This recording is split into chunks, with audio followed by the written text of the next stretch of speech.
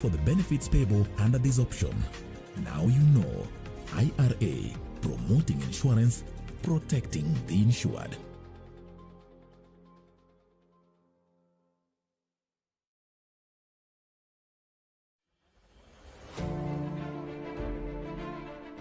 Coronavirus disease is now spreading within counties in Kenya, from person to person through contact with droplets when an infected person speaks, coughs or sneezes, or through touching contaminated surfaces and objects. Anybody with a weakened body immunity has a greater risk of contracting coronavirus disease. People living with pre-existing medical conditions such as HIV, cancer, TB, diabetes among others must adhere to their treatment to strengthen immunity and therefore should ensure they have a constant supply of necessary medicines. Contact your clinic or health facility for information on how to access treatment. Help others within your network to access adequate supply of essential medicines. Ensure that you remain connected with your local networks for any support and follow the medical guidelines provided by your health facility to prevent coronavirus. Remember to stay updated with information on coronavirus using only trusted reliable channels. For more information on COVID-19, call 719 or dial *719#. COVID-19 is preventable. Protect yourself, your family, and the community. This message has been brought to you by the Government of Kenya and its partners.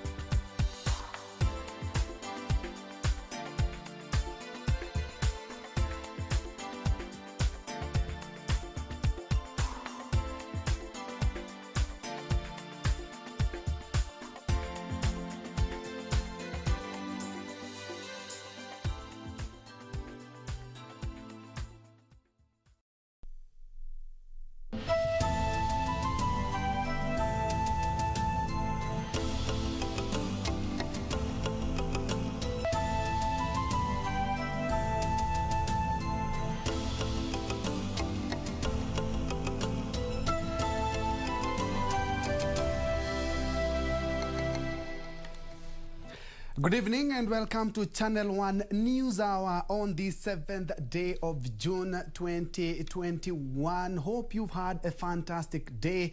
It's time for our comprehensive news bulletin right here on Channel 1. And indeed, we are live from the broadcasting house in the county of Nairobi, and we are also live on all our social media platforms. And kindly join me in that as well at Njue at KBC Channel 1. We have a comprehensive news bulletin right here, including local, international, business, and also sports. And also today we have a very interesting conversation on the elevation of Nakuru. Fan lovers call it Nax Vegas to the status of a city and only await the head of state's charter to become a city. We have a very interesting conversation with our very own Daniel Wahome, who had a sit down with the county governor. That's a little bit later, but for now, let's have a look at what we have lined up for you tonight.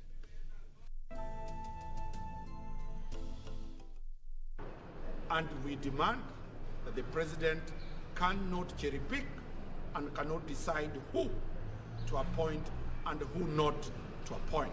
Judges and Magistrate Association threatens legal action against the president's decision to decline appointment of 4 judges and 2 magistrates to superior courts. I want today to request on behalf of government that the Kenyan parents who are still denying paying the balance of their third-term school fees should please pay that fee without further delay. Education Cabinet Secretary Professor George MAGOHAS gives school heads the green light to send back home learners who have school fees arrears for the 3rd term. 148 more people test positive for COVID-19 out of 2,163 samples tested Monday indicating a positivity rate of 6.8%. And Kenya Broadcasting Corporation KBC is unveiled as the official television rights holder for the WRC Safari Rally to be held from the 24th to the 27th of this month.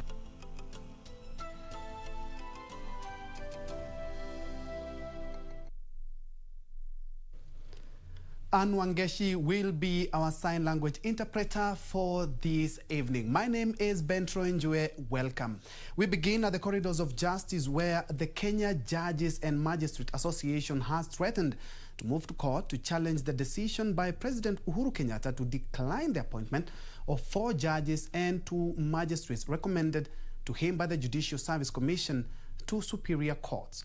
Through lawyer Dunstan Omari, the Kenya Judges and Magistrates Association claimed the president has no powers in law to decline the appointments. According to the association, the action by the president has discriminated the 6 judicial officers by tainting their integrity and public confidence. I, Mogeni Ann. 3 days after 34 judges were sworn in, the decision by the president to reject 6 judges from the list recommended by the Judicial Service Commission continued to receive complaints from lawyers and other professional bodies.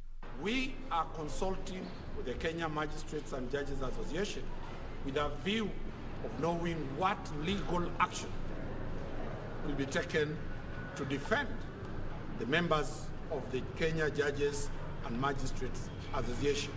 Kenya Magistrates and Judges Association now says the president acted in contravention of the constitution as he lacks powers to reject the names of appointees recommended to him by the Judicial Service Commission.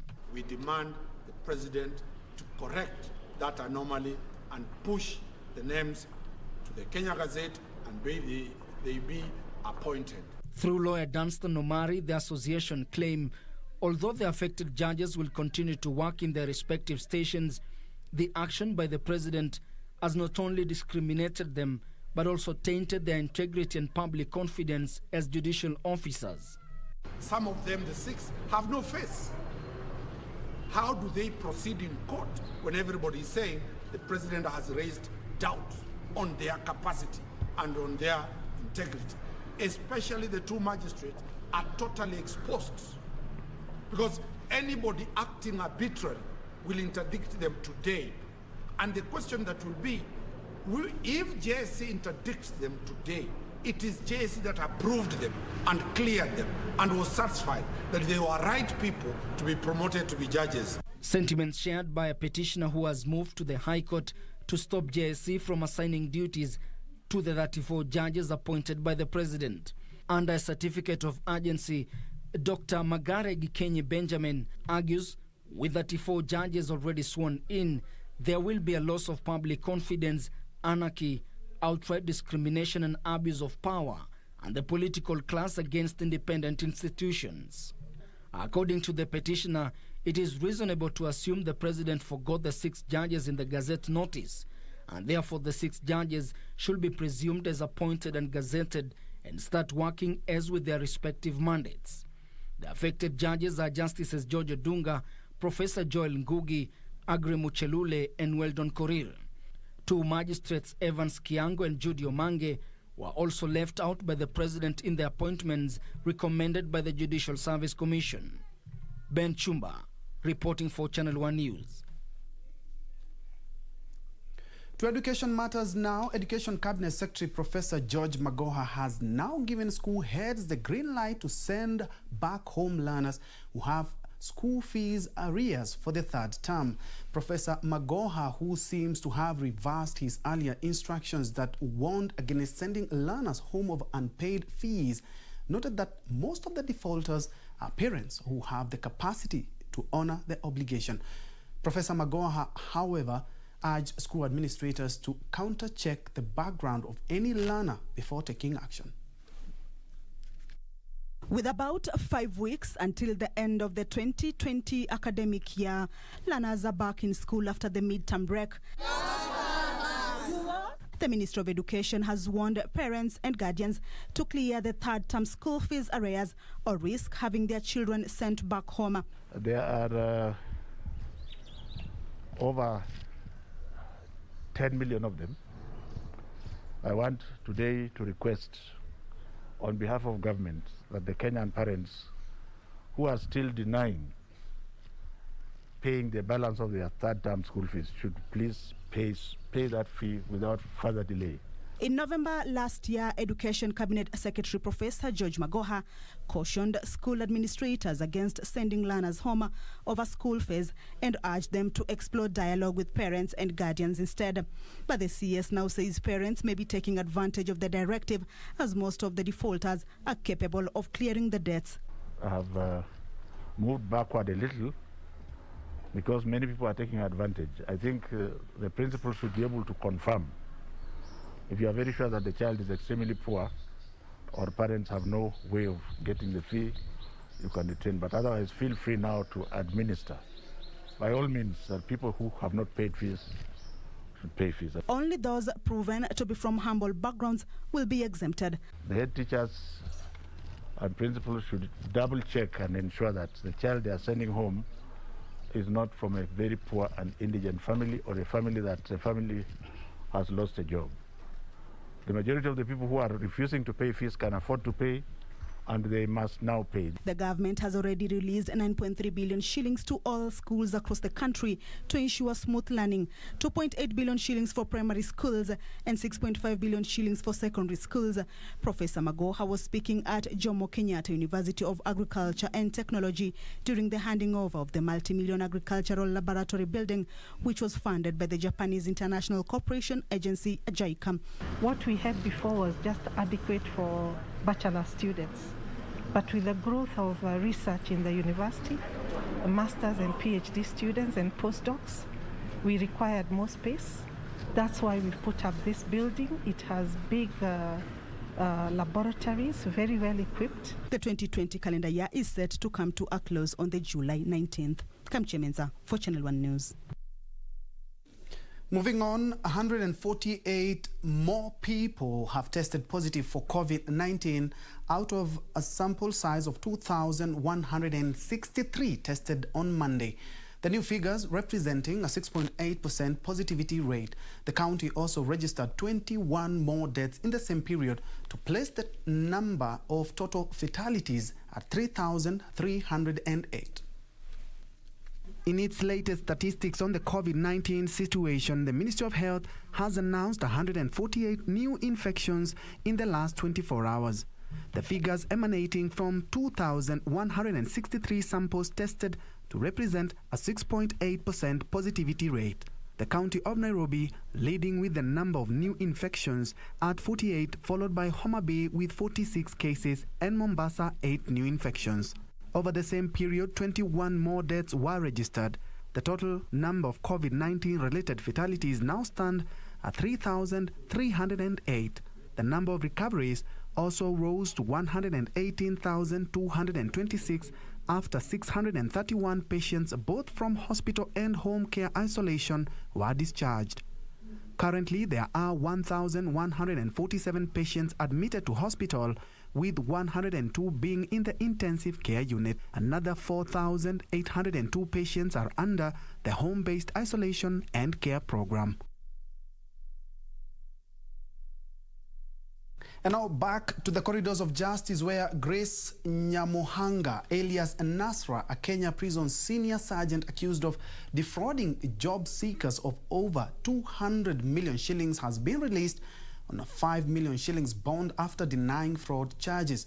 NASRA, alongside 4 co-accused, appeared before Senior Principal Magistrate Kennedy Cheroyot, denied 72 counts of obtaining money by false pretenses, making documents without authority, altering false documents, and conspiracy to defraud.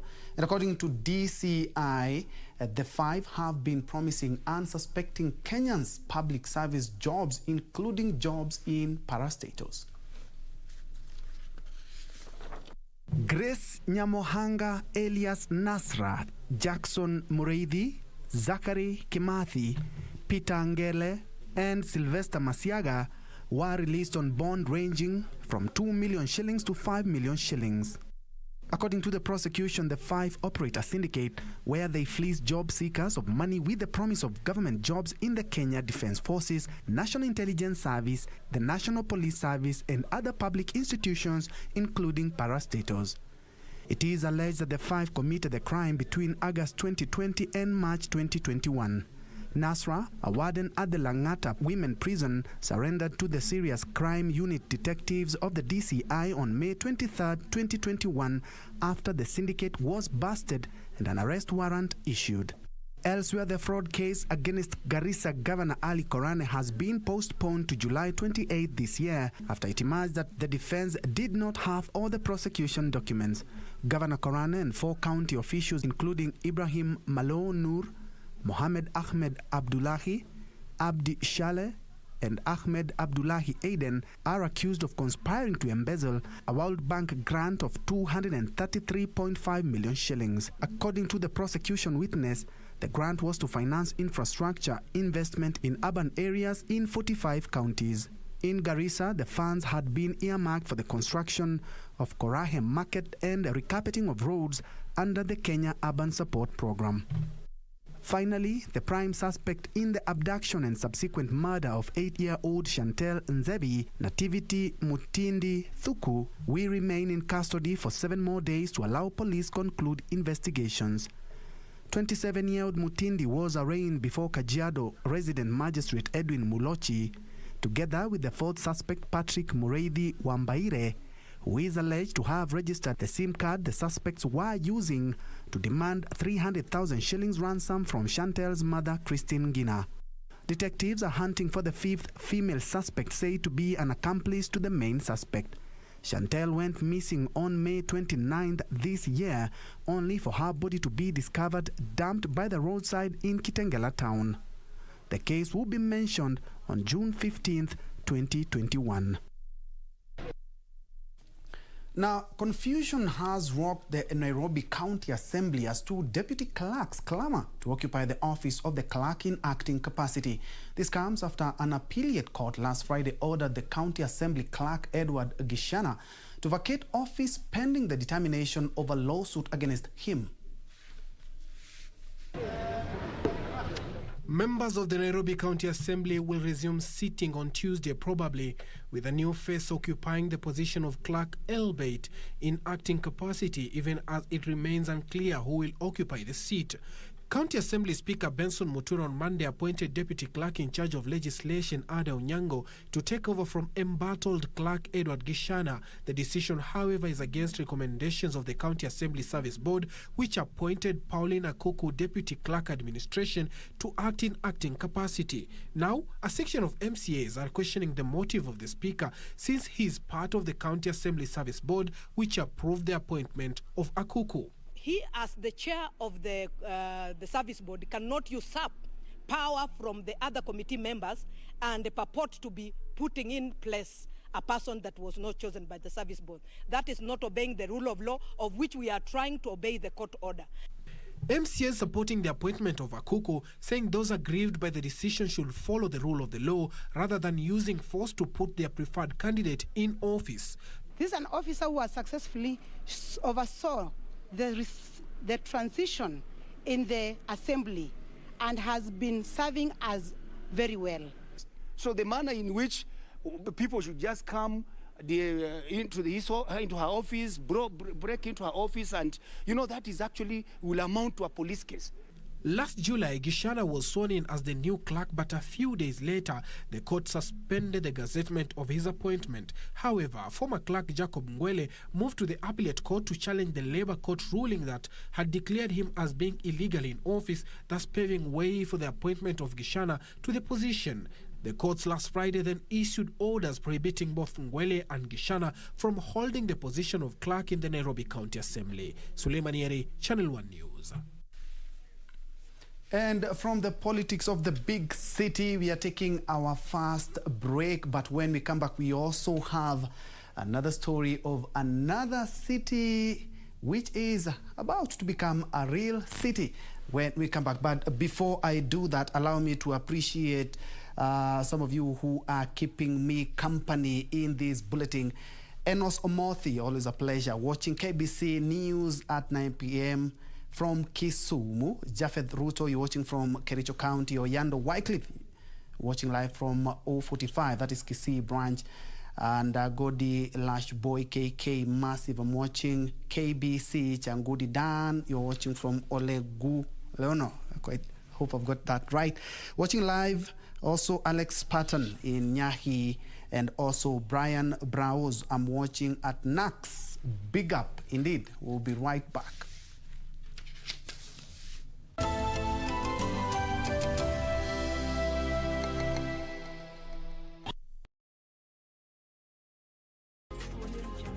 Did you know education policy stands the test of time, irrespective of uncertainties in life like COVID-19? For peace of mind, go ahead and buy education insurance for your child's education in order to guarantee their future even in difficult times. Purchase an education policy early in your child's life to avoid the pressure that parents face when children join kindergarten, high school, college or university. Now you know. IRA, promoting insurance, protecting the insured. Bwana Motiso, pikipiki yako ndio hii. Uko shwani yangu. Hii pikipiki ni unakumbuka uniekelea the lowest unique bid yako ilikuwa ngapi? 18 shillings. Na unajua kuendesha hii gari?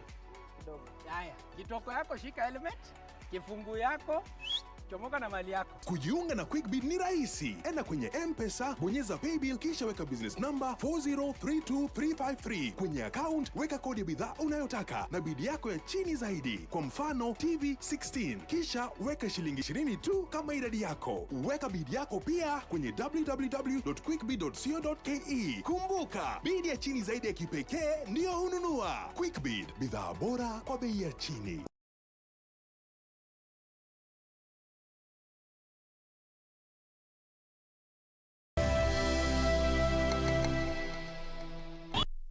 Welcome back and thanks for keeping it Channel 1. To politics now, where business came to a standstill in Mumias town after former Sports Cabinet Secretary Rashid Echesa led a huge demonstration to decry the plight of sugarcane farmers.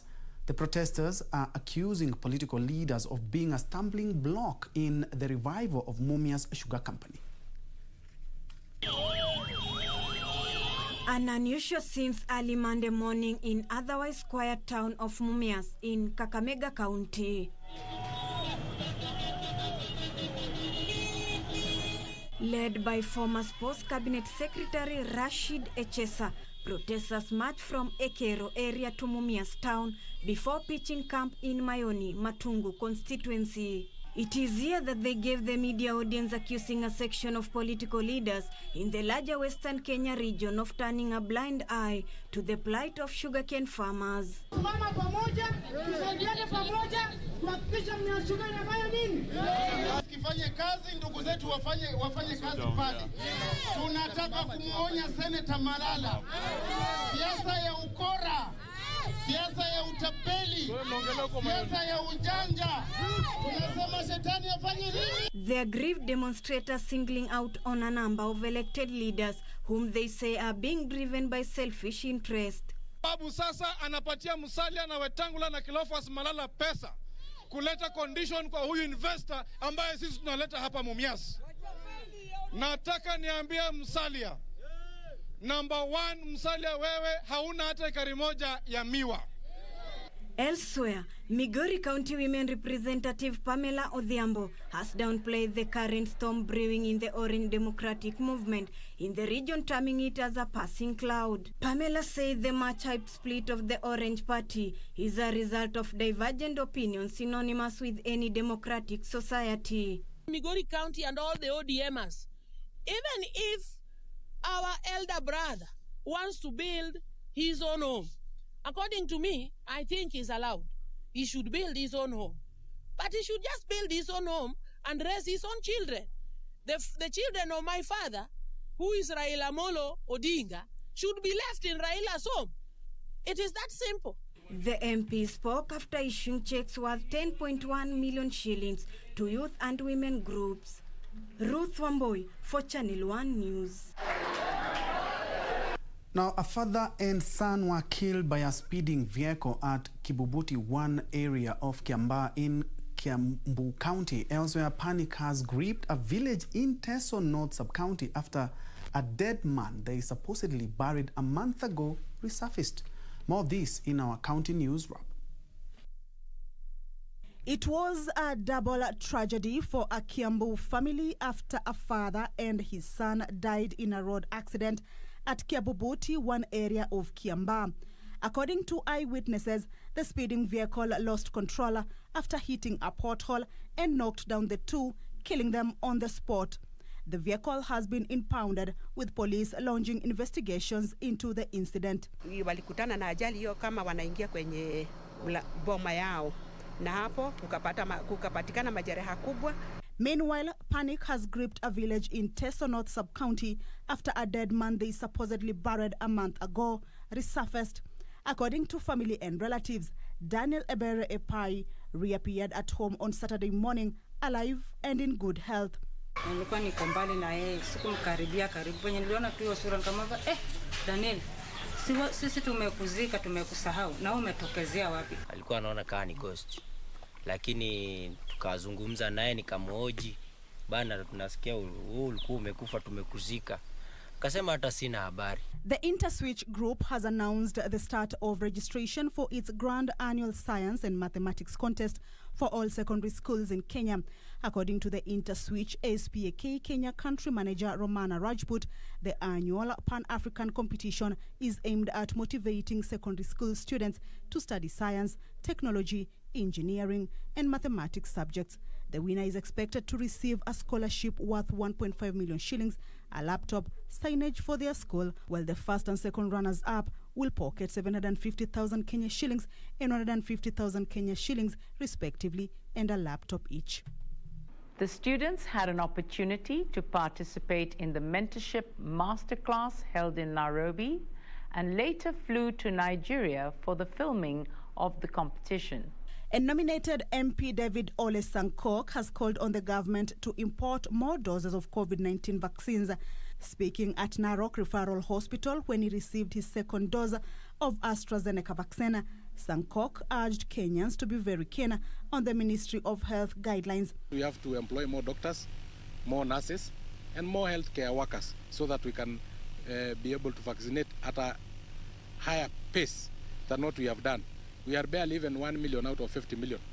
This as Laikipia Senator John Njue has castigated National Hospital Insurance Fund and Kenya Medical Supplies Authority for failing in their mandate of paying debt to hospitals and inadequate supply of drugs to county hospitals. Kwa hivyo tunauliza ya kwamba NHIF waweze kulipa County Government of Laikipia the 69 million ndio tuweze kufanya majukumu yetu ambayo tunapaswa kufanya. Finally, teachers under Kenya Union of Post-Primary Education, KUPPET, have threatened to down their tools from 1st July next month if the government will not have honored the CBA they agreed on.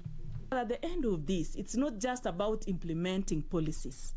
It's not about changing them, but it's better changing them for the better.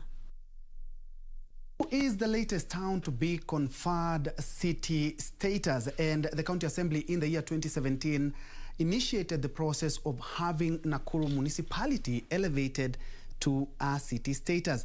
And it's now the town now awaits just one step where the president will give it a charter, and if granted, it will make the 117-year-old town Kenya's fourth city. Take a look. On the 3rd of June 2021, the Devolution and Intergovernmental Relations Committee of the Senate held a debate about an application by the municipality of Nakuru to be elevated to city status. It was accepted, and that means it now goes to His Excellency the President Uhuru Kenyatta so that a charter could be awarded. Kenya has got one country that has, one city that has been awarded a charter, and we are talking about Nairobi City. It was awarded a charter 61 years ago. And about 20 years ago, Kisumu and Mombasa were given city status by former President Daniel Toroitich arap Moi. The conversation about their charter is still out there, But there is this application. It's been 2 years in the working and looks like we could have another city. The background for it: population 250,000 people minimum, and the capacity to support the revenue and also public service works that are part of it. Simple word: utilities. Nakuru County Governor, the Honorable Njue, speaks about this. The first question that I would like to put forward is the concept of having Nakuru municipality elevated to city status. Thank you. So I want to confirm that from around 2017, 2018, we mapped out the whole of Nakuru, specifically the municipal part of it, and we tried to look at ways in which we can be able to spur economic growth, increase the infrastructural investment, and also create employment for our people. And it became necessary to look at both the level or the categorization of Nakuru at that particular time.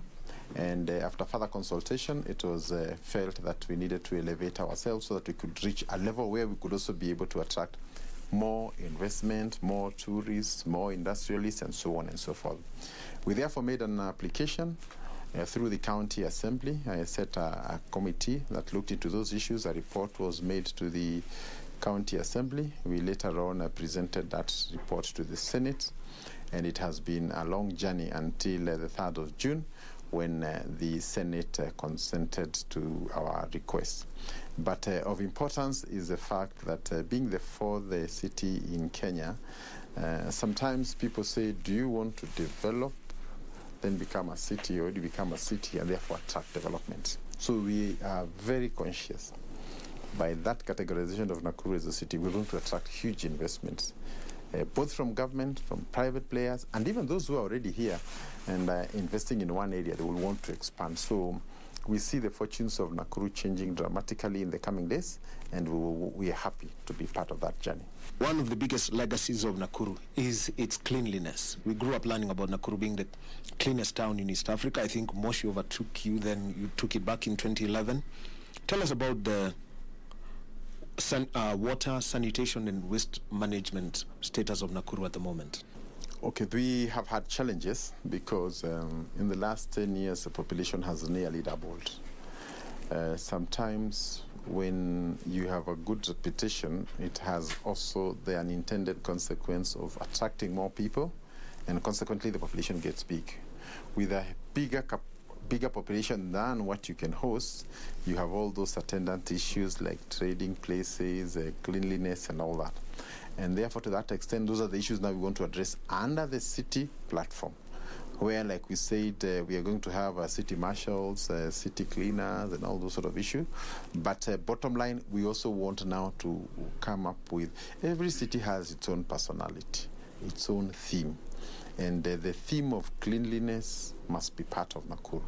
And no matter how many cleaners we get, the first thing is to ensure you don't drop that banana, Banana peel on this. Yeah, so the cleanliness does not start when the cleaner comes. It starts with you, not dropping it wherever you want to put it. And I know many people will get into the vehicle, buy some yogurt, finish it, and just throw it outside. So it's a really sort of culture change that we really want to inculcate, and I believe it is possible. We have started the journey. We want everybody to be part of this conversation, and I believe in another 5 or so years, people will see a different part of Nakuru. And because of the geographical positioning of Nakuru, just like 150 to Nyeri, 150 to Eldoret, to Kisumu, some 200 to, all the big places, including Nairobi. So in terms of the centrality and making business decisions for anybody who wants to set up base, Nakuru offers a major attraction. So ours is to improve the infrastructure to be able to host some of these things that otherwise will come and improve where we're going. Nakuru is a transit town. The highway to the west passes through the city. You could tell us about that, the road networks, and also how to plan an important aspect of every urban place in the country, public transport. So with respect to road connections, I think, like I said, we have good road connection with, Kericho, with Kisumu, Eldoret, Nyeri, Nairobi. But the route from Nairobi to Nakuru has been suffering from congestion, trucks, and all that. And for that reason, At one level, there is a revival of the railway, which will help us to remove part of the cargo from the road to the rail. And then there's a dualing of the road from Nairobi to here, which again is going to make sure that the road is expanded, and therefore we have a better traffic flow and reduced time. We actually anticipate that a drive from Nairobi to Nakuru will on average take 1 hour 20 minutes upon the completion of the expressway. So these are huge attractions when it comes to connection by road. We have also started the construction of the Lanet Airport, which is also going to give Nakuru the aviation sort of connection across East Africa. So when you put all this together, and with that again comes other opportunities, both for business and also for other aspects of enterprise and tourism and all those issues. So in terms of connection, there is a huge approach towards streamlining our connection network.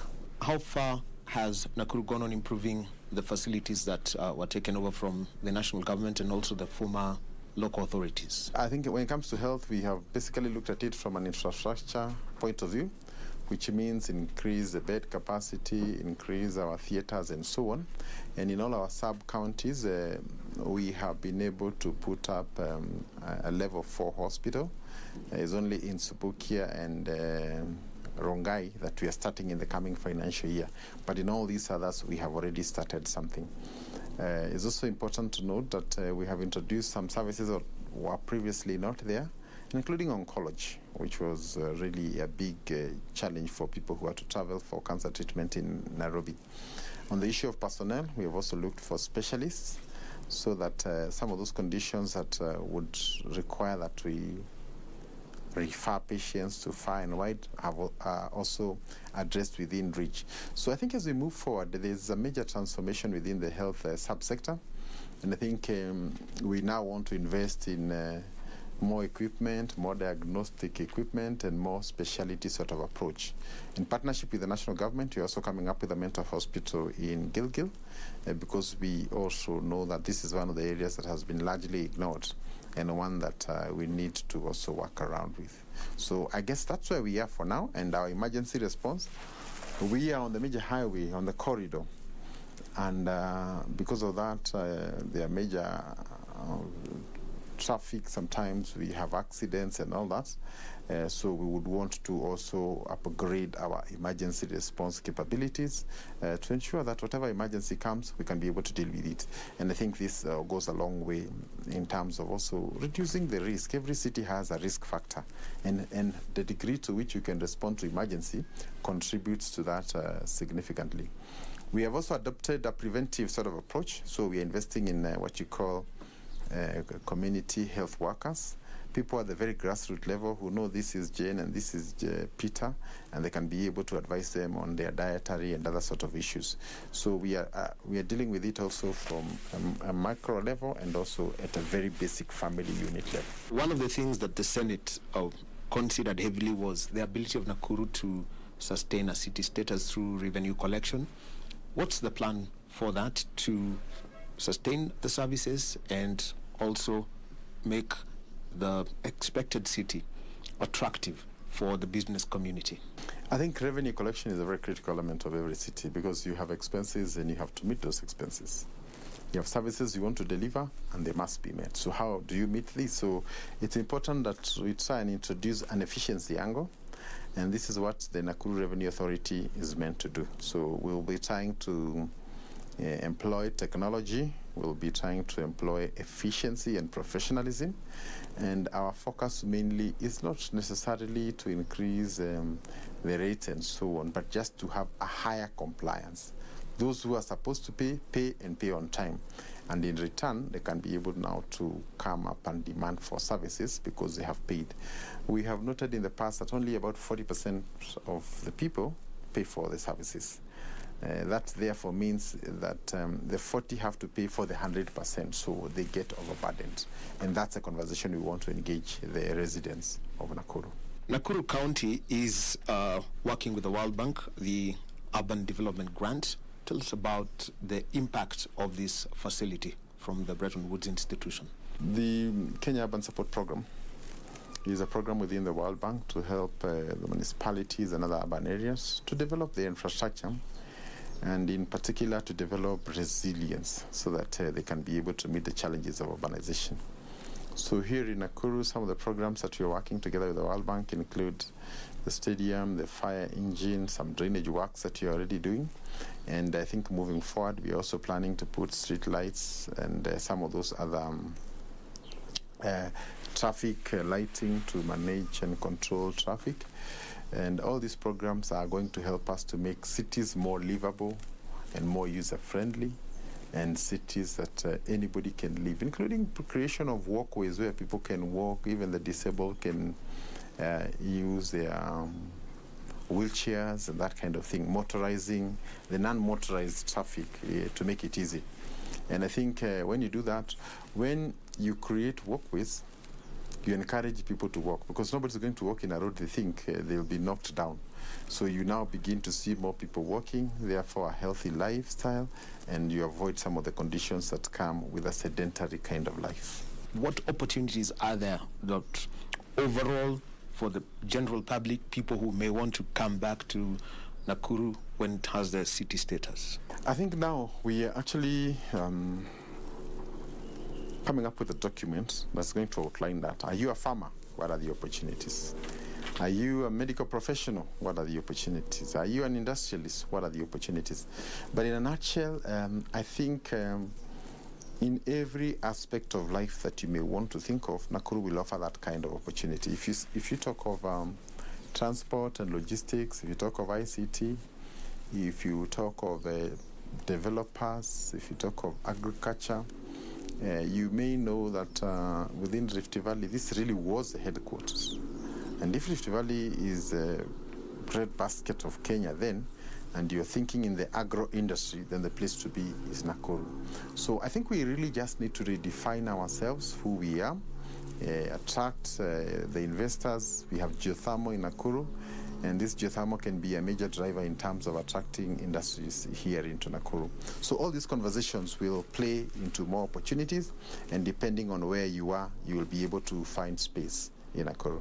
Governor of Nakuru County, the Honorable Njue, he's given us his insight and the opportunities that are going to come as he waits for Nakuru municipality to get the presidential charter to become a city. It will be Kenya's fourth city after Nairobi, Mombasa, and Kisumu, the fourth largest urban area in the country. Let's wait for that and enjoy the county of opportunities. Thank you very much.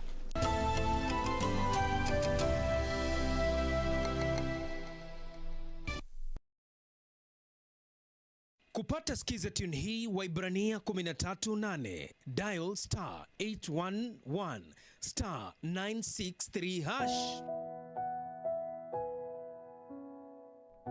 Yesu Kristo ni yule yule jana, leo na hata milele. Wahibrania 13:8.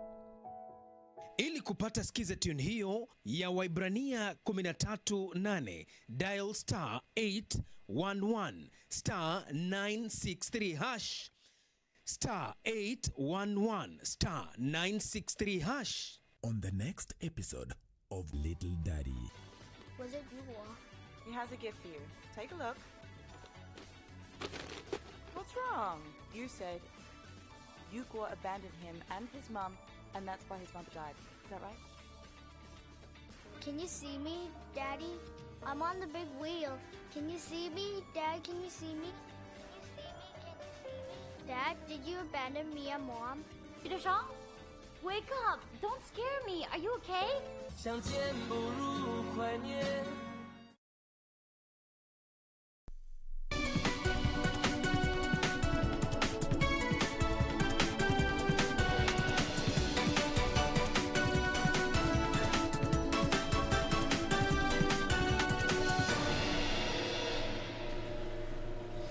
Welcome back. Let's now make sense of shillings and cents in business, where audit firm PKF is urging the government to allow private hospitals to import COVID-19 vaccines in order to complement government efforts. The audit firm, in its pre-budget report, wants the government to prioritize COVID-19 vaccination by allocating more resources for this purpose. PKF Tax Director Michael Mburugu says even though there is no certainty as how long the pandemic will take, countries will have widespread vaccination programs that are in a better position to reopen their economies fully. Audit firm PKF is proposing that private hospitals be allowed to import COVID-19 vaccines to complement the government's vaccination efforts. We are roughly about 7 billion in the entire world. So how are we going to get 7 billion people vaccinated in a short span of time? So we can't go into a full lockdown, open and close and reopen. So I think we just have to learn how to live with COVID. With 2 days to the budget presentation set for Thursday, tax experts at PKF are concerned that the government is yet to unveil the 2021 economic outlook. Without the government giving or issuing the economic survey, it's the first time I think in history that the economic survey has not been given out. One of my colleagues earlier on mentioned that perhaps it's very difficult to cook numbers and it's taking time to have the economic survey out. Well, I don't believe that could be the case, but when you don't have good data for planning, then you are actually chancing. PKF Tax Director Michael Mburugu says this is causing jitters among businesses that rely on the data to make investment decisions. In the draft Finance Bill 2021, exported services such as those required to actualize the Konza Technopolis and are currently zero-rated are to be exempt, meaning that the suppliers will not be allowed to claim their input VAT. As government, the Konza City Dream was supposed to make Kenya the Silicon Valley of Africa, to bring in investors in the service sector. It is not meant for goods. It's not a special economic zone. That's different. It was meant to actually attract investors to come here, set up IT hubs, technology hub, and all that, and export those services. Now, when you make them exempt, it means you are making Kenya a very expensive destination. PKF experts believe this goes against the best practice and if passed may eat into Kenya's investment attractiveness. PKF is raising concerns about some clauses in the draft Finance Bill 2021, terming them as amorphous and detrimental to fiscal planning. Every single year there is an amendment coming in. So we lack a very solid tax policy, and it's for the first time I think government should think about it because this hurts businesses when you keep changing taxes all the time. The time now is to make sure that the spending power of a local wananchi is increased, the middle class level is increased so that we can grow our economy. PKF is recommending the creation of a national database by the government as a reference point for national development initiatives such as the Big Four Agenda projects and other development programs. Regina Manyara reporting for Channel 1 Business. Kenya should adequately equip and modernize food testing laboratories to enhance food safety, noting that food safety should not only be for produce for the export market. United Nations Industrial Development Organization Food Safety and Trade Development expert Ali Kazilbash says quality food is key in minimizing health costs and loss of human labor. The World Health Organization estimates that 90 million people in Africa fall sick every year after consuming contaminated food, and 137,000 of them die as a result. To enhance food safety in Kenya, UNIDO is calling on the government to improve food testing facilities across the country to enforce safety standards. According to UNIDO, the government should consider food safety testing be carried out by organizations under the Ministry of Agriculture instead of KEBS. The point is in KEBS, the Kenyan Bureau of Standards. Now, of course, Kenya is a sovereign country and has its own sort of decisions to make. For Markup Project and for the UNIDO perspective, we promote the fact that there should be a clear segregation between standards bodies, which are really linked with technical barriers to trade, and SPS regulatory authorities. Because standards, according to the WTO definition, are voluntary. whereas regulations are mandatory. The UN organization is also proposing that tested agricultural products be clearly labeled and sold at a premium to encourage farmers to produce safe food crops. You pay a little extra for something that's certified to a large extent, reducing the risk of contaminated food more. So the cost of that may be, a shilling or two more per kilo, but at the long term, you are ensuring that you are eating safe food. The private-public partnership has also been backed to help enhance food safety efforts, with the private sector charged with enforcing safety standards along the food value chain. Must have qualified, trained inspectors with the proper equipment to inspect the entire supply chain from, as they say, proverbial farm to fork. So you have to look at how the product is farmed, how it's then the post-harvest aspects of it, how it's harvested, how it's stored, transported, and then eventually reaches its export destination. These as players are calling for reduction on the use of pesticides in agricultural production, especially as Kenya seeks to increase horticultural exports to the EU market. Benson Njue reporting for Channel 1 Business. Moving on, the Kenya Tourism Board will be leveraging on the upcoming World Rally Championship Safari Rally Kenya, set for June 24th to 27th in Nakuru County, to boost the country's tourism portfolio. Kenya Tourism Board Acting Managing Director Alan Njoroge says over 850 million viewers expected to follow the event in its 14 rounds, with a total of 13,452 broadcast hours projected through the event. Where else can you motor and see a rhino? He's quite fresh. Hughes and Billy Young. Making a comeback after a 19-year break, the World Rally Championship Safari Rally Kenya, set for the 24th to the 27th of this month, is arguably the event of the year, having been postponed over COVID-19 fears in 2020. For us as a destination to be hosting this great rally championship in Kenya after 19 years is really a momentous occasion for Kenya. The government plans to leverage on the event for global appeal of motorsports in order to boost the local tourism industry. We expect that over the years, as the rally is run in Kenya, the love of Kenyans for rallying as a sport will exponentially increase, and thereby we will be able to use that platform to showcase what Kenya has to offer. The WRC Safari Rally will be held in 3 sub-counties of Nakuru, namely Naivasha, Gilgil and Nakuru Town West. As a host county for the next 3 years, Nakuru County Government intends to leverage on the WRC Safari to market tourist sites in the area. Not many people know that there's a city in Nakuru, or a city is coming to Nakuru. So let the county government and all relevant bodies put enough resources to market Nakuru as a destination.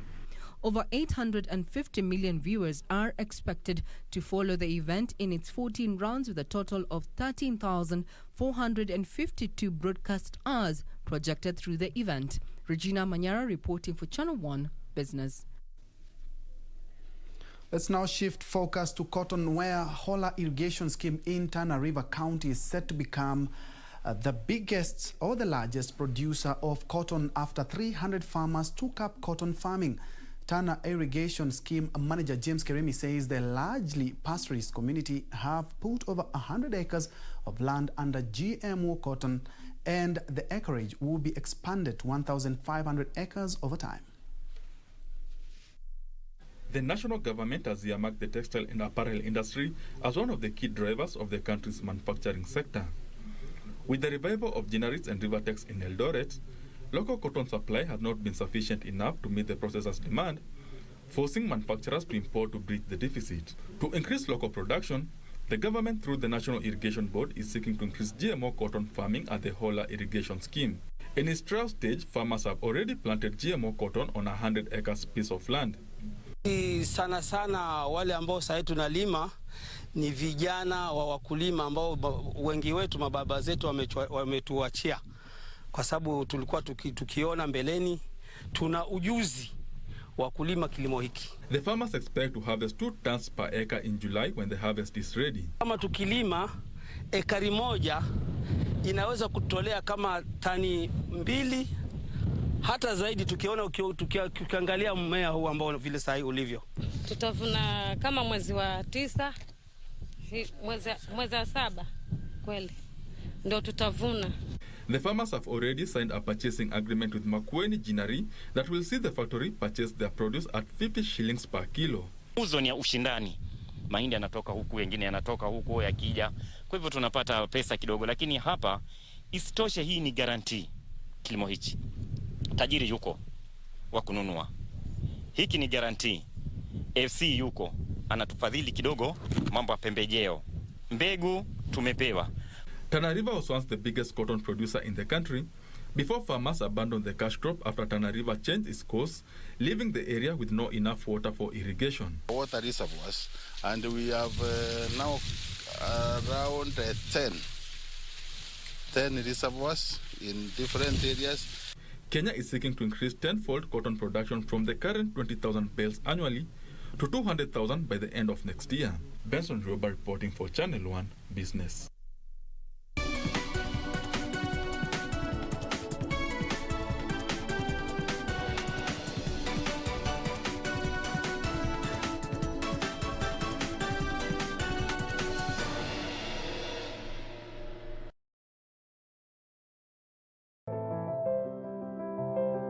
Sasa, hii ng'ombe ni yako.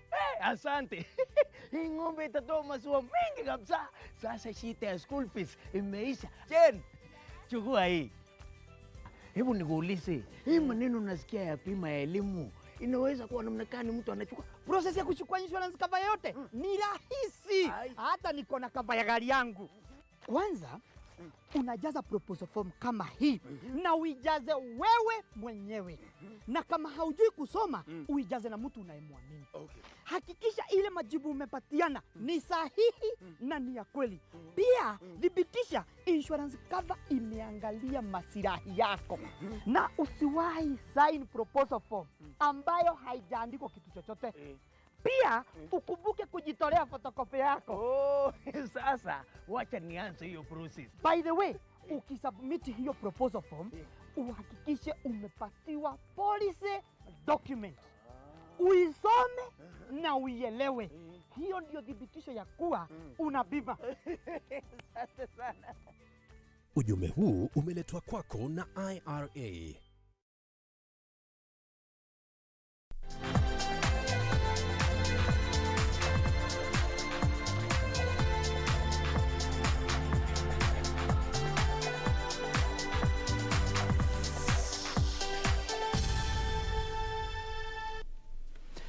Time to play, and you need to mark this and remember this date. Motorsport enthusiasts in the country will be able to enjoy the Safari Rally action at the comfort of their homes after Kenya Broadcasting Corporation, KBC, was unveiled as the official television rights holder for the rally, scheduled to be held between the 24th through to the 27th of this month. 58 drivers drawn from different parts of the world will feature in the global event. 31 Kenyan rally drivers will be taking part in the 6th round of the WRC Rally Championship that will be held starting 24th to 27th of this month. All action will be live and exclusive on KBC Channel 1 and Radio Taifa. This is after Kenya Broadcasting Corporation was unveiled as the official television rights holder for the global showpiece. KBC has the largest coverage of this country, covering over 90% of Kenya. That is to assure Kenyans and the world that we are ready to transmit this event come 24th to the entire length and breadth of Kenya. Therefore marks an important milestone for the Safari Rally community, for rally enthusiasts, as we officially launch the WRC Rally local partner broadcaster, KBC. And I'm pleased to announce that they will be the official WRC local broadcaster, thereby setting the stage for a fruitful partnership that will revive, I am totally confident, the glory of the WRC Safari Rally Kenya.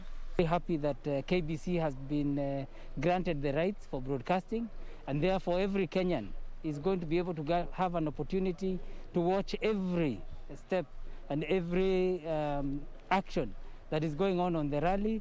Even those that are going to be away and at home, they'll be able to watch, because digitally this is being made available.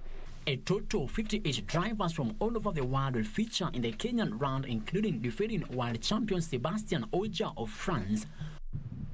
The structure of this agreement is such that KBC will be able to produce and televise a lot of footage from our local drivers, because they are mostly left out. Number two, WRC television, who have already landed more than 3 containers at the ICD, will be able to produce, edit, and transmit simultaneously to KBC and the rest of the world. I'm expecting good results from my ladies. I start with my ladies first, because I'm their representative. I'm expecting them to, at least all of them to finish. That will be, and then also the rest also to have a good run. I'm really proud to see the young generation take up the sport. We have young competitors in the sport, and as my colleague has said, a lot of ladies are seated at home thinking that, wow, this sport is too fast, I cannot make it. I urge you, and I can tell you, it's exciting. Kenya will be represented by a total of 31 rally drivers. All action will be live on KBC Channel 1. Reporting for Channel 1 Sports from Moi International Sports Center, Kasarani, my name is Frederick Mwoki. Thanks, Mwoki, for that. Of course, it brings wonderful memories back in the 80s and 90s. I do remember waking up early in the morning just to watch the rally. Indeed, make a date with us. That is from the 24th, as we have earlier alluded to there, for that big event. Elsewhere, Brighton defender Ben White has been called up to replace Trent Alexander-Arnold in England's Euro 2020 squad. The 23-year-old made his debut in last week's 1-0 friendly win over Austria, the game in which Liverpool's Alexander-Arnold injured his thigh. Central defender White started alongside Tyrone Mings in Sunday's 1-0 victory over Romania. Gareth Southgate's squad faced Croatia at Wembley Stadium in their Group D opener on Sunday. It could the Riverside Stadium, which is just a few. England concluded their preparations for the Euros with a 1-0 victory over Romania in a friendly at the Riverside Stadium. England posed the greater attacking threat, with both Dominic Calvert-Lewin and Jadon Sancho hitting the woodwork in the first half, before Marcus Rashford put them ahead from the penalty spot in the 68th minute. Simple. A strike from this evening. Skipper gives England the lead. It was the perfect way to mark Rashford being given the captain armband, making him the youngest black player to lead England at the age of 23 years. Right, Rashford's looking straight at him. Just opens his body up. Meanwhile, Memphis Depay was on target again as the Netherlands concluded their preparations for Euro 2020 with a comfortable 3-0 friendly win over Georgia. Depay, who scored twice in a friendly draw with Scotland on Wednesday, opened the scoring from the penalty spot. Towering striker Wout Weghorst added a second with a neat finish from Depay's pass for his first international goal. Ajax teenager Ryan Gravenberch followed up a saved Depay shot to head in a third. The Netherlands get their Euro 2020 campaign underway against Ukraine on the 13th of June. And Belgium recorded a narrow 1-0 win over Croatia in the other friendly match played last night. Inter Milan striker Romelu Lukaku scored the winner in the first half, spinning and finishing from close range. Belgium meet Russia in their Euro 2020 opener on 12th June, before facing Denmark on 17th June and Finland on 21st June.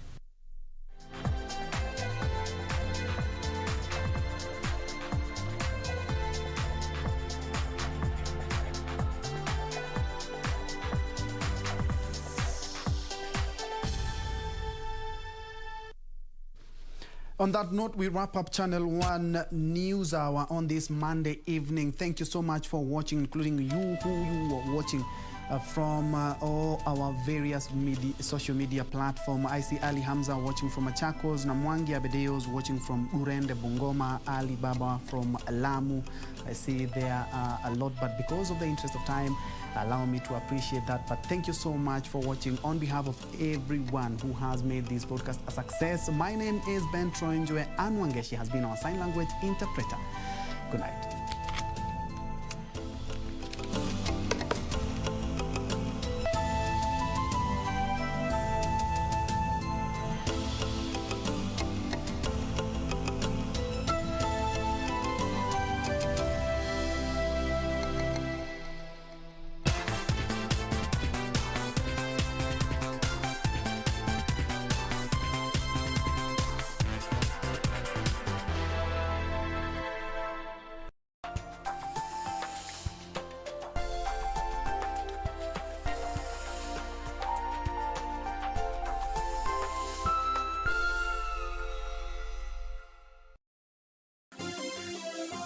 Vera Beauty College. Vera Beauty and Fashion College with branches in Nairobi, Eldoret, Thika,